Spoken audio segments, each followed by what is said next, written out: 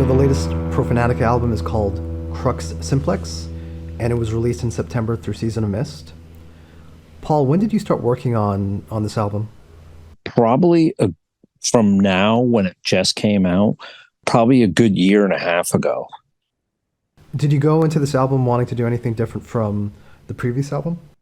We did. We wanted this to be focused mainly on heavy guitar work and vocal. So we made a conscious decision to mix the drums down in the mix a little bit and have like a more heavier death metal production. You mentioned the bass lacking in a lot of modern black metal bands or US black metal bands. Is the bass an important part of your sound? What do you say? It is. We need like heavy bottom end, and I feel that like you could really, if you see us live, you could kind of get that feel that I'm always talking about. Yeah. Can you tell me a little bit about the concept that links the songs together? So what this is the first 10 Stations of the Cross, just kind of bastardized, and it kind of goes in order from when he was condemned to death, and then 10 all the way up to 10 Division of Robes. So it kind of follows that path. It's almost a concept album. Where did the idea of using the Stations of the Cross come from? My ideas will like hit me at any time during the day. And I would just kind of laugh to myself, and I was like, I have to do this. I can't believe I didn't do this. This is great. Yeah.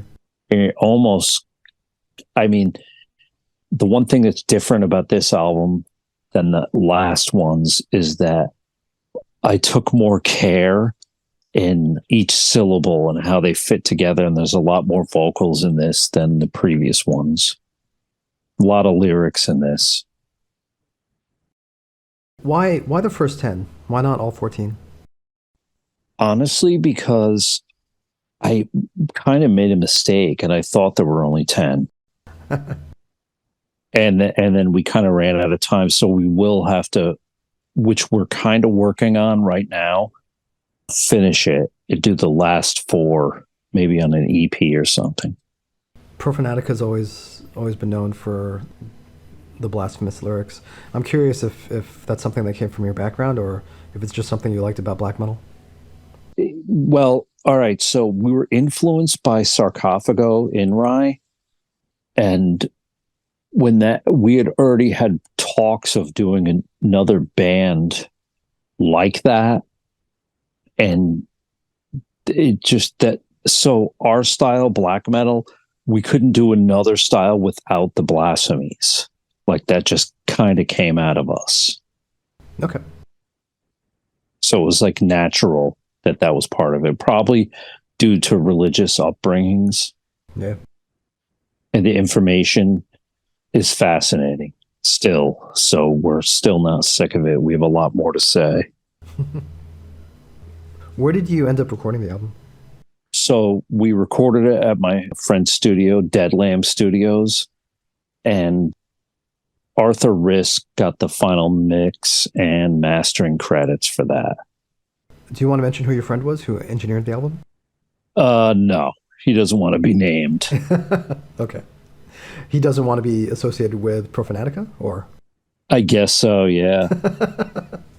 All right, fair enough. But why did you choose your friend's studio? Was it just convenient? We rehearsed there. It's like state of the art. And he's done like some other bigger bands that he doesn't want us to mention too. But I think he knows our style. And it's in terms of like engineering, was really the most efficient I've ever seen. So it was kind of painless going in there. From an engineering or production standpoint, is it tricky capturing your sound? Because to a certain extent, it needs to be raw, right? It does. And I think that rawness comes from our playing and our intent more than the production. And well, once the vocals are on, you could kind of you could kind of like hear how angry we were. And hopefully that comes across. Yeah. You mentioned Arthur Rizek handled the finishing touches on the production. Why Rizek? Because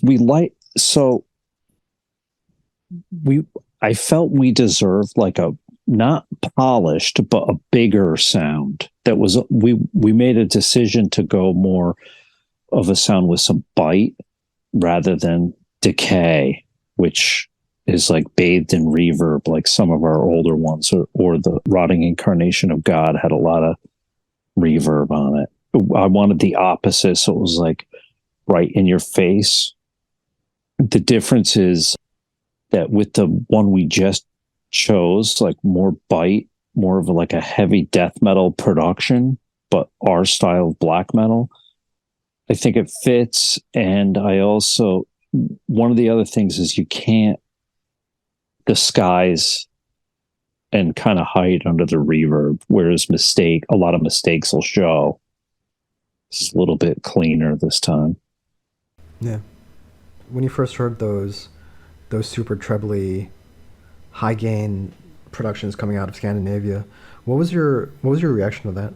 We were laughing. and back then, like, opening beers and literally just laughing at it. Whereas to like somebody would be watching a comedy. Yeah.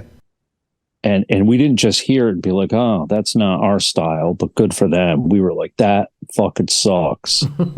How could people like this and buy into it? Because you go back and play it, like when we ever, at any of our shows, the sound man is constantly, because they think that's what like a real black metal is, because they've been told that. Right. And I always go and say, could you shut this shit off and put on something good? And they're like, what's good? And I'm like, Archgoat or Black Witchery, put on something a little heavier. Yeah. It's interesting because you guys have you specifically have your roots in, the earliest part of that scene. But I don't know, I mean, I personally, I got into this stuff in the mid-90s, so I didn't find out about Profanatica until much, much later, probably about 15 years later. Mm-hmm. And by that point, like, the idea of what black metal was kind of taken over by what the Scandinavian bands had been doing. Sure. And so it's interesting. Like, do you find like there's a little bit of a culture clash between yourself and the kids who came into this much later? Yeah. A lot of times they'll be like, oh, it's interesting to hear your side or your take. And I'm like, it's not my opinion. It's like what happened. Yeah. Because I watched it like evolve into this. And that's fine too. Like some people like horror movies, some people like comedies. I always say, like, this is not the same music though. It's, we don't like that shit, and you can't really compare us to them. It's two different styles. And I get it that a lot of people like both. Well, some people like the war metal style, and they separate that from people like both. Like some people like will just call like the stuff that I like war metal, right? And then they'll call like a more European or Scandinavian sound that's more melodic black metal. Right. I think part of the issue is the life cycle of the average metal fan is 5 to 8 years. And so whoever was around from, the late 80s, early 90s version of black metal or death black metal wasn't around when the Scandinavian bands became really big. You know what I mean? Yeah. There wasn't anybody to really set the record straight. There wasn't. And there was a handful of bands that kind of, the beginning bands I mentioned before, that were kind of fought against that. Any of the old zines had bands like us back then. And actually the one band that was kind of doing that, besides like Samael, who was like the very tail end of the first wave, was Immortal. Yeah. So those guys like were doing that, their end of it. It's like a different slant when we were doing our things back then, because they were around back then. Yeah. I mean, pre-internet, it was hard for, and this is something that I bring up a lot. You spoke to Daniel, who wrote the book about U.S. black metal. Mm-hmm. And, part of the problem that a lot of black metal bands had in the U.S. was just finding people to work with. And you really see the U.S. black metal scene take off. I mean, whether or not you agree that those bands are black metal or not, but you see the scene take off when people were able to record on their own without needing to find, 2 to 3 other people to help them. Do you know what I mean? Yeah, sure. Yeah. That's part of it. Did you ever consider going down that route and just recording everything yourself? I did with Have a Hedge. And what I'm doing is with that, I'm using like industrial style tools to create black metal, but it takes so long to put together. I did. And that's kind of what came out. So essentially, like, I was playing guitar on a keyboard, sampled guitar, and it was so low, it's kind of sounded like an explosion. And it was a noisy, so instead of that, I just kind of looped an explosion, which takes place of guitar and bass. Right.